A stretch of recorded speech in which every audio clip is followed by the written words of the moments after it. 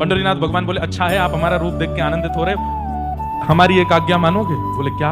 विवाह कर लीजिए। वल्लभाचार्य महाप्रभु बोले कैसी बात कर रहे हैं आप? मैं तो आपको देख करके सब छोड़ना चाहता हूँ, सब त्यागना चाहता हूँ, सब छोड़ करके बस आपकी स्मृति में रहना चाहता हूँ, और आप यहाँ आकर के विपरीत बात कर रहे हैं। मतलब वही बात कि जीभ में पानी आ रहा था खीर खाने के लिए, लेकिन किसी ने आकर के दही खिला दी, इतना अजीब लगे। तो वही स्थिति वल्लभाचार्य जी को हुई कि मैं तो यहाँ सब छोड़ करके हरि भजने को आया हूँ, आपकी स्मृति और आपके चिंतन में रहना चाहता हूँ, और आप मुझे उसी संसार में दोबारा लगा रहे हैं। आप आज्ञा कर रहे हैं कि तुम्हें ब्याह करना है। सब लोग इधर देखो, ध्यान से सुनो। ठाकुर जी बोले हमें आपसे प्रचार करवाना है भक्ति का, इसलिए कृपा करके आप विवाह कीजिए। देखो ये सत्संगी व्यक्ति का लक्षण है कि उसकी बुद्धि इतनी मेधावी होती है कि कभी ठाकुर जी अगर माया में फंसाना भी चाह रहे होंगे तो वो भक्त वहां से भी निकल जाएगा।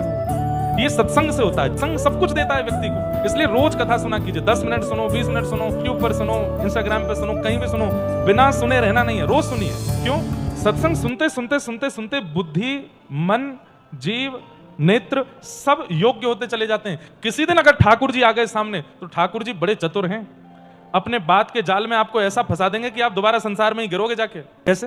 गोपियां सब छोड़ करके रास के लिए गई हैं ठाकुर जी के पास, और ठाकुर जी उन गोपियों को क्या समझा रहे हैं? स्त्रियों का धर्म क्या होता है, ठाकुर जी ये उनको समझा रहे हैं। मैं और आप होते तो डर के मारे भाग गए होते कि नाथ गलती हो गई, हम गलत आ गए आपके पास, लेकिन गोपियां घबराई नहीं। बोले कितना भी हमको स्त्री धर्म बताओ, आपके सन्मुख ना कोई स्त्री है ना कोई पुरुष है, सब भक्त हैं और हम आपको प्राप्त करने आए हैं। चाहे आप कितना भी पति की महिमा बताओ, हम लौट के जाने वाली नहीं है, यहाँ से आपको प्राप्त करेंगी। नहीं गई गोपियां लौट के। कितना भी डराया ठाकुर जी ने, कितना भी पाप का भाव बता दिया, अरे स्त्रियां होकर के आधी रात परपुरुष के पास चली आई हो, नहीं गई लौट करके गोपियां। तो ठाकुर जी तो मिलते ही ऐसी बात करेंगे कि आप डर के मारे वापस लौट जाओगे। आपको इतना डरा देंगे कि भाई तुमने कितना बड़ा पाप कर दिया।